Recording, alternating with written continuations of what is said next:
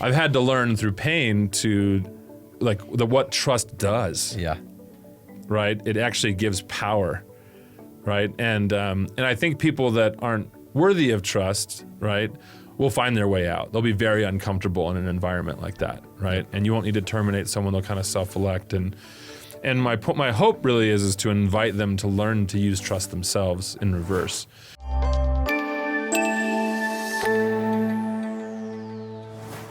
We are honored to have Matt Frisbie, marketing genius, dedicated family man, sage of the business, and personal brand. Matt, welcome to the show. Thanks for having me. That's quite an intro. What are you talking about? Well, we are honored, and I'm excited to get to know your story. And I'm supposed to ask about pies. Oh, yeah. We'll talk about pie. That's good. Tell us what that means and how it affected your family. Okay. Should we start with pie? Unless you have a better topic, I mean, not really. It seems juicy. Really, yeah. Pies, sugar, dough, all the right things. Yeah. So I'm originally from California. Family grew up there. I grew up in Buena Park, California, is where we started, and my family, actually my folks, still live there. And great place, great community. I thought I'd live and die in California. Played football and basketball out there. Ended up working for Disney. Randomly got that. I was in the Disney college program. Then I got hired to be an entertainer. And it was fun. It was a lot of fun. It was kind of a dream come true. And while performing in shows, I met some folks that worked for the art department. And I was like, no way. I was going to school to be an artist at Cal State Fullerton. And I applied for a position there and got it almost immediately. And I thought I was going to die. Just like, I can't believe I'm a Disney artist. And I started out being an artisan, and I worked in what's called the Olive Fabrication Shop, which supported the resort. And we worked on some really cool things. This is kind of 2003. Did that for a few years. And what type of artists are we talking about? Are we talking about paint, calligraphy? Like, what are we talking about? So graphics, signs for shows in the park, painting sets and props and for different resort shows, entertainment. And I worked with carpenters, and so any type of like non-resort ride, that was us. Cool. So if it was Fantasmic or Aladdin's on stage, the Tomorrowland shows, and it was pretty neat. And then they told us like, we're gonna do a Star Wars show. We were like, huh? And this is before the new movies launched and all that, but. It was really cool. We worked on Pirates of the Caribbean. That was the longest red carpet in the history of Hollywood at the time, and must have aged 100 barrels. And it was just fun. And I was definitely the underling. There were some extremely talented artists that I was working under, and watching them work and looking at their portfolios and the things they were creating was extremely inspiring. And there was a lot of people that wanted these jobs, and I just felt very honored. It was really neat. That's cool. What was it like working with these other cast members and designers? Where were they coming from? What did you learn from them? What was the culture like? It was amazing. Leaving Disney was a shocker. It was so good. You kind of get jaded after a while because you start getting involved in kind of department politics and just struggles with personnel at work. And I had been there through high school, like from high school through college. I'd been there for 7 years, and I was kind of ready for something different. And you're not meant to like raise a family like on some of these jobs. It's just not good enough pay in Southern California to raise 4 kids. But we didn't have 4 kids at the time, but eventually, So the people though were amazing. It was really neat, just the talent, and they came from all over the world, and it was amazing how many people believed in the Disney company. So it was just neat, especially when we launched the Disney Cruise Line. They were literally from all over the world, Denmark and Tokyo and when was that? Brazil. That Disney cruise? That was 2006. Okay. And it was in the Long Beach ports is where we were doing events out there. And that's right when I was exiting. And it was just great. It was really neat. And it wasn't until I left I was like, whoa. And I started building a company of my own. I'm like, if I just tried to provide the benefits that Disney provided, that would be the only thing I did. And just a great company, and the longer I've been away, the more I've appreciated the amazing job I had at the time. It was a great college job. So did I miss pies, though? Yeah. You sure did. Yeah, we skipped right over. We covered that about an hour ago.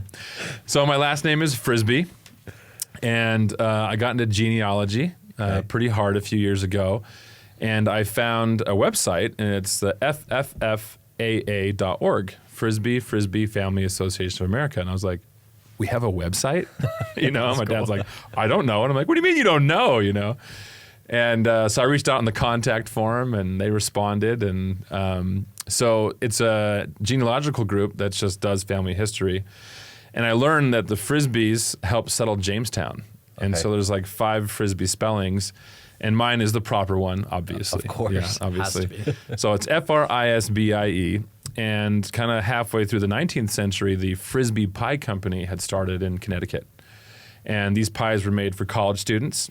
And so when they were done eating, they'd turn that pie tin over and chuck it at each other. And there was holes in the back that would make a whistling sound. So that was the deal. It was blueberry pies and apple pies. And apple pies at the time, you put a slice of cheddar cheese on it. Okay. And so it wasn't loaded with the sugar that we load it with now, right? It was just like fruit and cheese. So you've had apples and cheese. Like that doesn't, but if you bake it, you're like, whoa, right? Yeah. Like melted cheese. though. Gross. Yeah. It's actually delicious. Do we need a cookie with that? You might want to Throw think some about that. Cheese and apples on a cookie. Yeah, let's do it. Yeah, and it's you're welcome, and I'll take 1% royalties on that. But so I thought it was fun. I'm a big foodie. I love restaurants and chefs and thinking about food, talking about food, international food. So I asked about it, and they're like, "Oh yeah, well that closed up in the '50s." And if you go on eBay, you can buy original Frisbie pie tins. So I found some, and I was like, "Wow, this is cool," And so they said, "Actually, this guy just restarted it in 2017," And I was like, "Who?" And so we tried to connect, and there was a frisbeepie.com, and it looks like he tried to. So this guy was from Pepperidge Farms. He tried to restart it like a brand that existed, and I reached out to him. And he's like, "Yeah, it didn't really work," And I'm like, "Well, what happened?" And he's like, "Well, I'm no good at marketing," And I'm like, "What?" That's all you need, And he's like, "Yeah, but it's dead now." And I'm like, "Come on, man! Like, let's do this." And so he ended up just selling it to me. So I bought it, and I've got all the dyes and the packaging and the merchandising and the rights to the pie company. So I own the Frisbie Pie Company, and right now it's a piece of paper. Yeah. It's an articles of incorporation. My friend Josh helped me get it organized. So my kids and I, we make pies. So we do some for the holidays. But the plan is eventually to launch the Frisbie Pie Company and sell recreated pie tins, aprons, cookbooks, sundries, all the things to make pies. Because making and selling pies is actually really hard to ship it and commissaries and the whole thing. And it's just not my core thing. But it is really neat to have all that in our home, and we talk about it a lot. I just made some pies the other day, and I had never made a pie until that day. I'd eaten a lot, but I never made one. It's actually pretty hard. I use lard in my crust, Okay. and it's delicious. It's flaky, and we have a lot of fun with it. So we do apple, blueberry, mixed berry, pumpkin. I do a dark chocolate cream that is second to none, and I stand by that. Sounds like somebody else I know that's never made cookies. Really? I eat them though. And I'll, you're and good I'll at eat it. your pies, man. All right, happy to help. I just live down the street. I'm in Pleasant Grove. I know you're just kind of shitting on that before the show started. That's where I live, though. Well, I had a lot of humble pie about that, and I have come to love Pleasant Grove. I've coached flag football for years, and I love PG. So we're pretty close, right? I mean, it's. So I lived in PG for a while. I moved to Cedar Hills and just Cedar recently. Hills is probably just, Yep. 5-10 minutes away. Yeah, that's good stuff. So pies are deep, and this podcast is about achievement and different things. But you talked about restaurants and international chefs. Is there a rabbit hole we need to dive down there, or is that just leave it at that? We could talk about food for 8 hours and wouldn't be enough. Some really good friends of mine, Mary Crafts, Caleb Crafts, Ryan Crafts, inspired me about how much they care about, think about, and deliver food. My mother loved to take us out a lot, and so she was a banker and really successful executive. My dad made some of the best food I've ever eaten, and so he would. No recipe, just kind of. Sometimes he'd swing and miss, and we're like, "Dad, like, what were you thinking?" And other times you're like, "Whoa!" And he couldn't recreate it because it was, just what was in the cupboard that night. So food was a big part of growing up. But meeting the Crafts family, I did their marketing for a time. I was so inspired by the art behind it, and I learned a lot from them about what food is, its origins, and culturally significance, and how we look at it differently here. And I've probably watched a million shows on it, but going and traveling and seeing cultures expressed through food was very meaningful to me. So my grandma is such a host, and we would have Thanksgiving for hours and hours at her home growing up. And she made 2 types of stuffing, the stovetop one everyone's familiar with, and then this kind of sausage-based one. And I remember when we first got married, my wife was like, what is this? And I'm like, I think you mean it's amazing. Like, what's your deal? You know, and she wouldn't eat it. And she's like, it's just so meaty. And I'm like, I know, you know. And I was in Ireland at a golf trip, and we were staying at this wonderful hotel, and I was getting breakfast, and it was my grandma's stuffing. And I'm like, no way. No, it was exactly the same, you know. And I'm like, Really? wait, grandma's Irish, you know. And I called her, and she's like, yeah, you know. And I'm like, right. And so it was just neat to see, you know, your history and different things expressed in other cultures. But 100-Foot Journey is one of my favorite movies, and that's basically food porn. And it's 100-Foot Journey. You ever seen it? No, I haven't heard of it. Yeah, it's a super predictable, super charming film. Okay. But it's about an Indian chef who works for a French restaurant trying to get its second Michelin star. And it's just a charming, charming film and beautiful food. So, yes. Ratatouille? How about that? It's up there. It's in the top 50. I know that Yeah. one. I watched that with my kids. Yeah, so we love making it and talking about it. We host a lot and we cook a lot. So Cool. Favorite food? brisket. Okay. Yes. We Yeah. just had for lunch. Yeah. R&R barbecue brisket. Yeah, they do a great job. I miss the original R&R. It's cool to see it offered in so many places, but Where was the original at? downtown off of 6 West, it was just this little shop, probably the size of this booth, and it was amazing. You could smell the brisket a mile away, and you knew you were nearby. And so it's hard to scale that, but then they still do a great job. Yeah. Yeah. Well, cool. So you, Matt, your background now is marketing. Yeah. Before you said it wasn't, and now you've learned it because of that. Did you start a marketing business then? Yeah, so I was actually a classically trained illustrator. I thought I'd be an animator growing up, or a Top Gun pilot, because that's kind of the same thing. But I wanted to be a Disney animator. I went to illustration school, and I hated animation. I hated recreating my drawings. So I stopped doing animation, and I got into illustration. Loved that, and thought I'd be doing that. And I'm like, oh, there's not like jobs for this, you know? And it was extremely competitive. And I also didn't understand the market I was getting into. So going to school, I ended up winning an award for the school, and they sent me to Comic-Con. And I created a graphic novel as part of my senior project and did a storyboard animatic, and had a lot of fun with editing, ended up getting into film producing. While at Comic-Con, I met a producer at Dark Horse Entertainment, and that began a lot of meetings and pitches, and we ended up getting production capital for a film that right as we got that agreement, the writers went on strike, and that went away, and became a really frustrating 4 years. But we met a lot of great people, and we produced a lot of scripts, and we got to make a lot of spec pieces, and so that was a very expensive time of our life. And around that time, a really good friend of mine was at One-on-One Marketing, and his name's Ryan Sharp. And kind of an answer to a prayer, came to me and said, hey, I want some help starting a marketing business. He was a creative director and a very, very good one, and wanted to do conversion optimization work. And so he knew I was good with people. He was extremely introverted. And so after some prayer, I decided to change things and work with him. But at the time, I didn't know a thing about marketing. I didn't know what SEO was or any of that. And I was kind of, hey, dude, I don't know anything about this, but I learned quickly, and I would love to understand it. What I fell in love with marketing is that I learned that marketing was storytelling with an operation behind it. And I was like, oh, all right, like I can get into this. And I really enjoyed entrepreneurs, and that they'll take risks and they'll put their whole heart and their whole life into creating something, and telling their stories became very real for me, and I fell in love fast. And I think the timing and location worked out. That's when Utah's kind of tech bubble really started to grow. A lot of cool new businesses in the area. What year was this? This is 2010. Okay.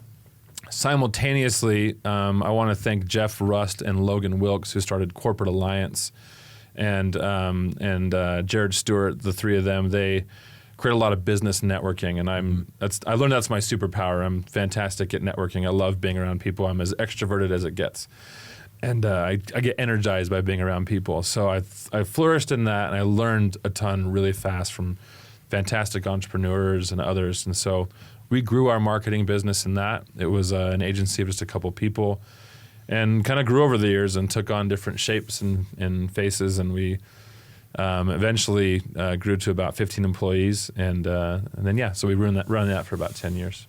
Super cool. With your background, I mean, now that you're understanding marketing, what do you find is missing in most brands? That is a big question. That's a giant depends. It depends. I've worked with a lot of product companies. I've worked with services. I've worked with, if you can imagine it, we've done marketing for them. Wow, what's missing? The hard one is endurance. There's kind of a low patience for marketing. The ROI term is thrown around rapidly because it's easy to, what am I getting out of this?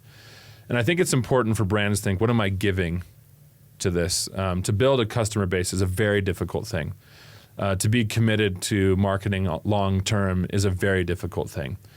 And making it a part of your operation. Peter Drucker is known as saying that marketing and innovation are the only two drivers of a business. Everything else is a cost. And you can talk to entrepreneurs that know that, but doing that is hard. Yeah. It's cash outlay. It's extremely difficult. Yeah, patience. I heard that. I'm like, oh. Yeah, I'm out. Ugh. Yeah, that's my second favorite word. Like patience. I have to have it done today, or it's because I might die tomorrow. Right. Yeah, and urgency is different than patience. And so, if you're asking what's missing, that requires incredible discipline, is to seeing it all the way through. But you can also be wrong, and being right, actually, I've learned has more to do with endurance than it has to do with creativity. I agree. Sticking to the plan. Yeah. How do brands do that and pivot and work with teams? Because sometimes it's really easy to get upset with marketing and say it's not working. That's actually a really great point. I was talking about that earlier today. I think the reason it's easy to get upset with marketing is it's confusing. There's something new in marketing every 5 minutes, but there's not. And so marketing, like I said, it's storytelling. Or whatever medium that you use, how are you using that medium? And so it's important to have a story first, because if you're like, I need money, that's advertising, right? Marketing is the whole thing. It's CX, it's product, it's strategy, it's product launches, it's all of it, right? And so it's really difficult to give yourself. It's like saying operations is temporary. Yeah. It's not, right? Marketing is a piece of the business that drives new business. And so your commitment to it and understanding is difficult because it seems like there's so much. And it's not your story, it's your customer's story. And a lot of companies want to talk about themselves and their features and their benefits, and nobody cares. No one does. Tell me my story, right? And there's a lot of great books that help you do that. There's, Story Brand, and, Robert McKee's book, Story, is actually my favorite. Story Brand is an iteration of the book Story by Robert McKee. And so it helped that I worked in film for a minute, because I learned a lot about telling great stories and the hero's journey. But we all are the hero of our own story. And so if brands can get in the head and heart of their customer, tell your customer story, right? If you're selling cookies or you're selling... So let's give us an example of that. How do we tell the customer's story? What does that even mean for cookies? And this is because I don't know anything with marketing. so bear with me. Me either. We're going to struggle here, yeah. I'll give you an example at Little Giant. So I was the CMO there for about 3 years, and really, actually almost 4. So great ride. Love working with them. They're a brand that is very willing to advertise, and did for a long time. And so we created an avatar. His name's Chris Lee. And so Chris is actually a really good friend of mine. But he is an electrician, and he has an electrical company. So you and I will buy 2 or 3 ladders in our lifetime. So our LTV is like $800, right? Chris will probably buy $30,000 worth of ladders in his career. Do I want to sell to you, or do I want to sell to Chris? Yeah, Chris, for sure. Right. All day long.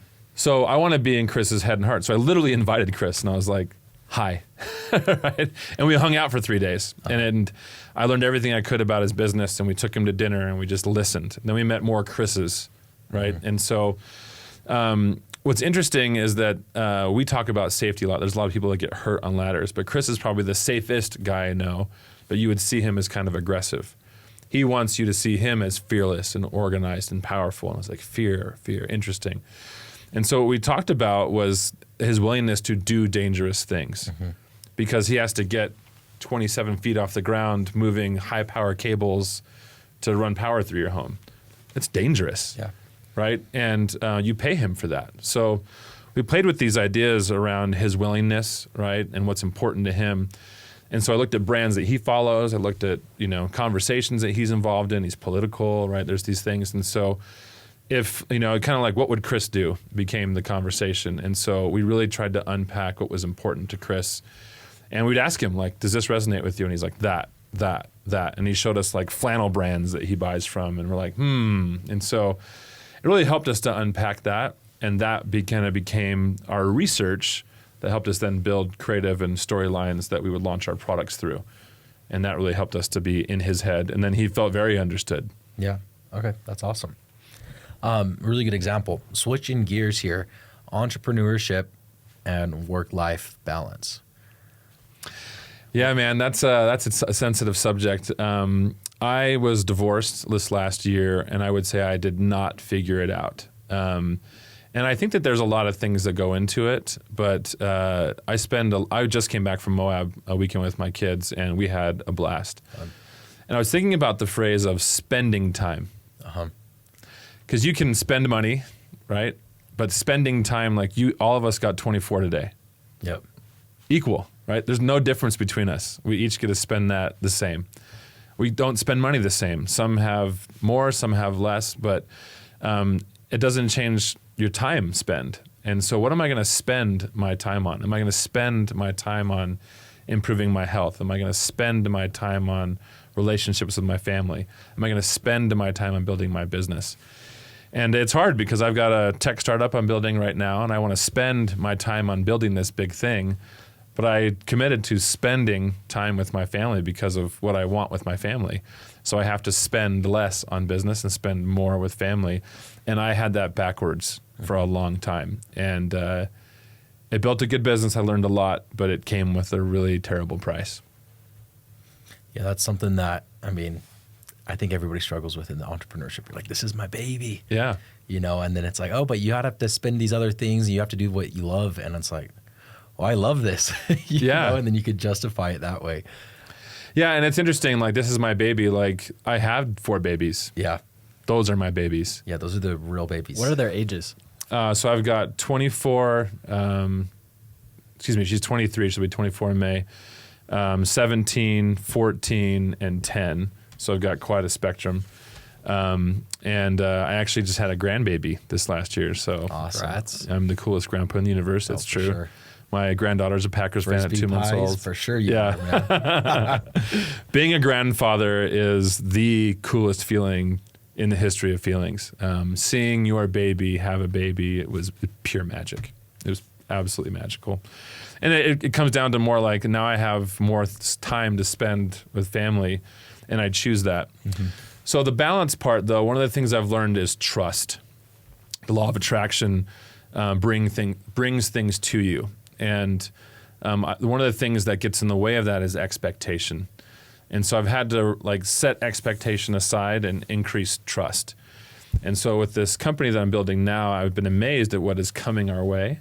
And I think that we're building something great, but that trust comes with patience. Mm-hmm. And so rapid growth companies sound super dope, but there comes with the price, and if you've got something great, it will be great. And you got to kind of trust the process. So that's where at least I'm at personally is trusting that things are coming our way.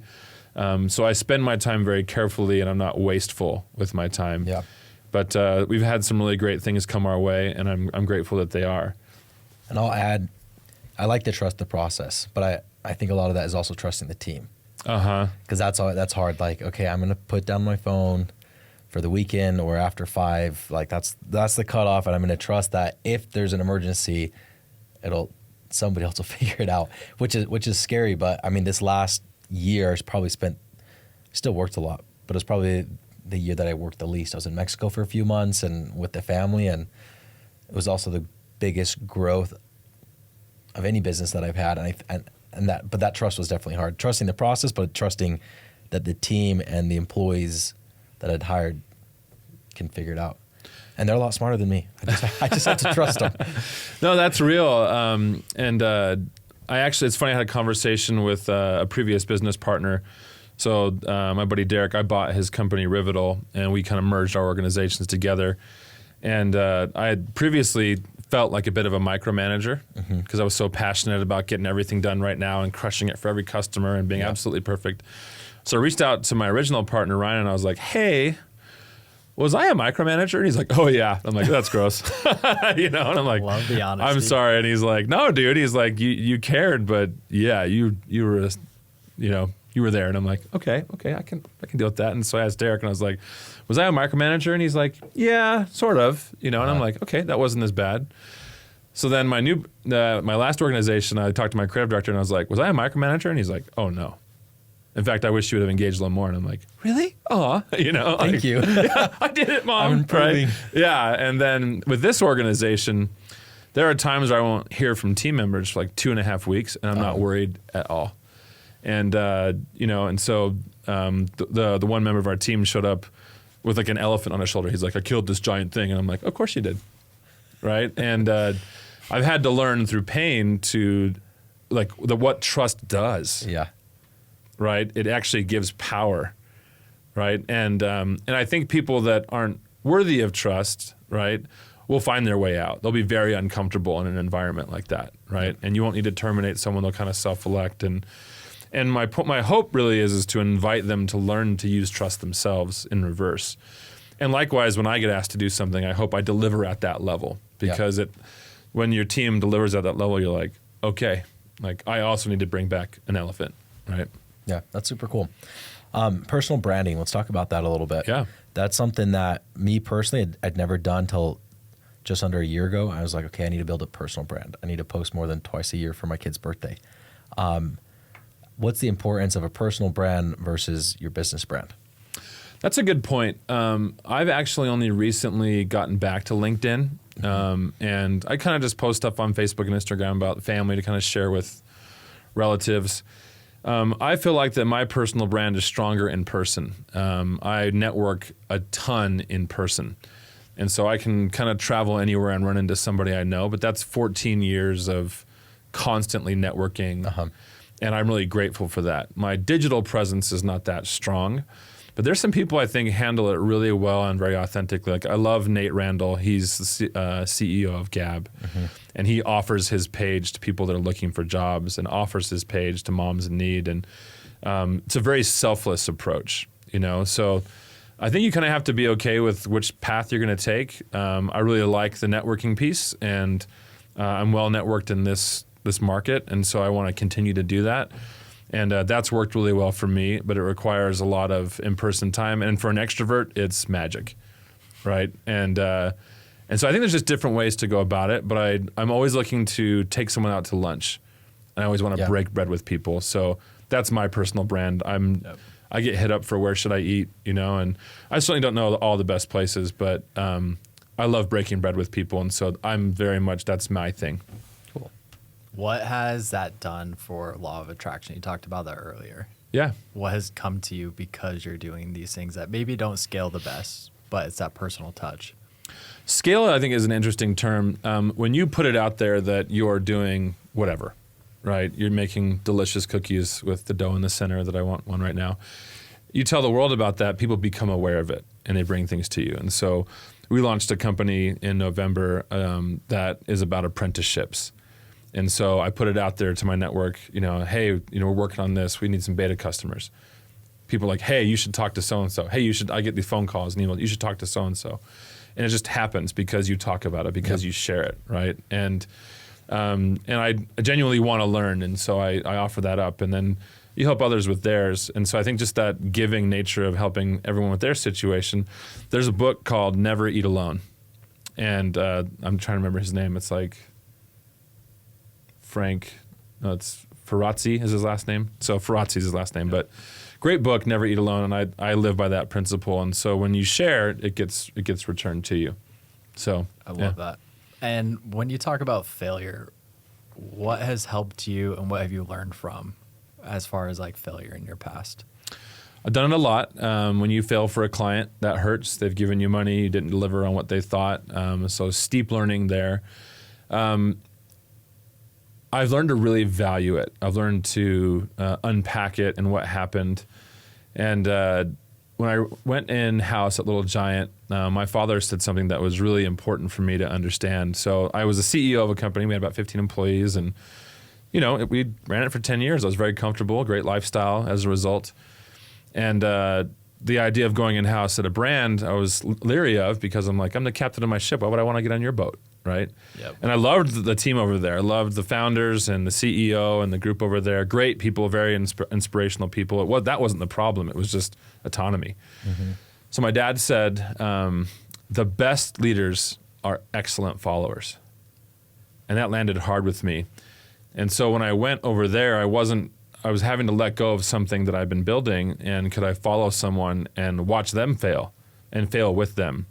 And that was harder than failing on my own because I only had so much influence.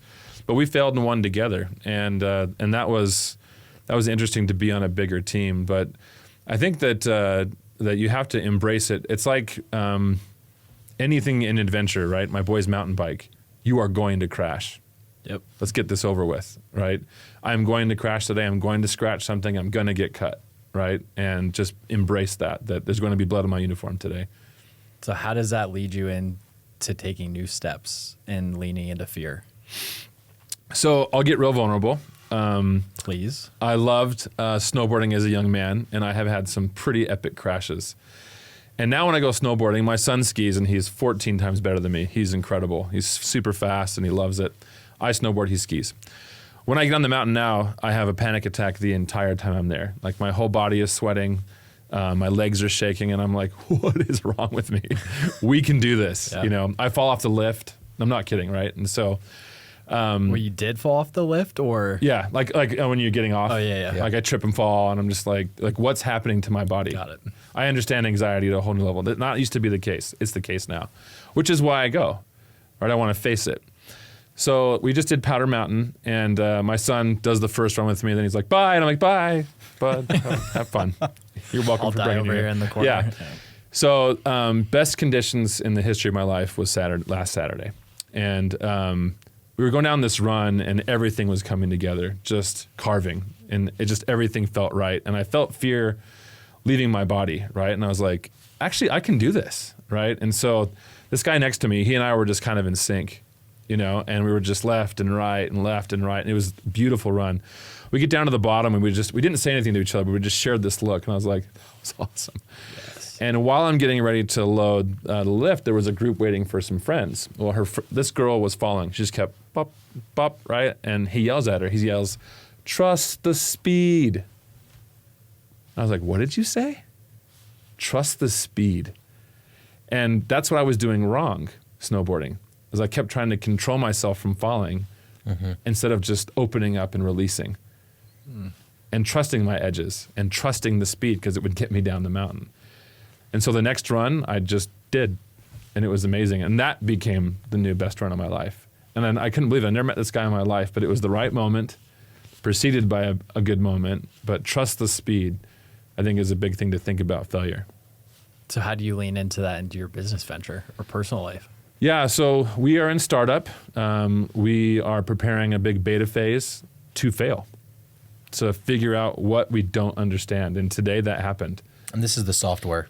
Yeah, so the name of our company is called Understudy. Okay. It is a apprentice management system. And so we are taking the master apprentice model into businesses. Cool. So that you can upskill with the talent you have in-house. And so the company is like 12 weeks old. We have good ideas and some people willing to test it. But as we meet with our beta customers, we say, hey, we want to fail with you, right? And they're like, great. So everybody is eyes wide open that we're going to mess up. And they're cool with it. They're entrepreneurs, they get it, and they want to see us succeed. And so in exchange for that, we're offering them a seat on our board, because we're going to do this learning. And so they're actually more excited about that. But I am wide open about the fact that let's get this failure on, let's get it over with so that we can embrace it quickly. And it's just part of business, you know? I love that you set that expectation, though, with your clients as well. Going to hey, we're going to deliver a perfect product, to, hey, we're going to screw up and just give us your feedback. That's so much. I mean, you sleep at night. Oh, yeah. It's honesty, right? When you're like, oh, crap, we failed. Well, I told them that, and they knew that. I knew that. Now let's just put our heads together and solve that problem together. Yeah. Because we've been leaning into that. Mike's helped me a ton on that. He's like, okay, let's break some shit. And I was like, what do you mean? How do we fail today? He's like, let's push harder, and we're just going to break some, and then we'll fix it. So it changed the approach a lot to how we were selling our franchises as well. It's like, okay, we're a new and emerging brand. we're going to mess up. But, you know, we will welcome your feedback. And, you know, there's some pros to coming in early. Just know we're going to screw up a little bit. Yeah. But we're going to bounce back. And that's it. That's the trick, is bouncing back. When Good I had a solar company, and we went from install, we would just do the sales and the marketing. And I was looking for that perfect install, you know. And then I'm like, this doesn't exist. Nope. This is construction. So we landed on a company that it didn't matter that they made mistakes because they would fix them. So then it wasn't about the pricing. It wasn't about the speed to install. It wasn't about any of that. It was, okay, we're going to make mistakes because this is permits and different cities and construction. What partner is going to fix it with us? And then we found a really good partner.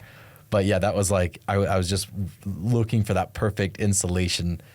It doesn't happen.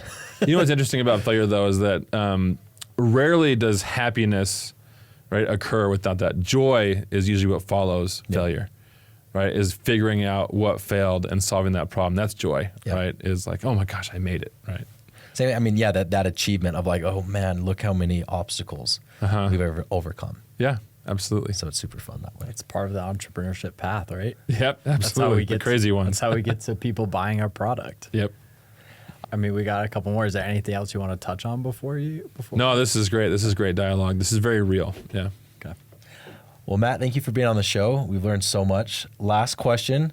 If you can steer someone from not doing something you've already done, what would that be? Wow. That's a big question. Man, I need to unpack that. I actually wouldn't steer someone. I think there's incredible value in failing. It hurts, and it's supposed to. And if I were to rob you of that moment, you would not grow as a result. I heard something wonderful said today that the scientific method versus kind of this organic garden approach. So the Western world looks at medicine with your body as a machine. The Eastern world looks at your body as a garden. If you don't allow growth to happen, right, you won't become strong. If you don't have pain, you won't know joy. And I would never rob anyone of their own mistakes. And I think that if we try to shortcut them, you yourself don't grow. And it is extremely valuable to be a leader, is to know what it means to hurt.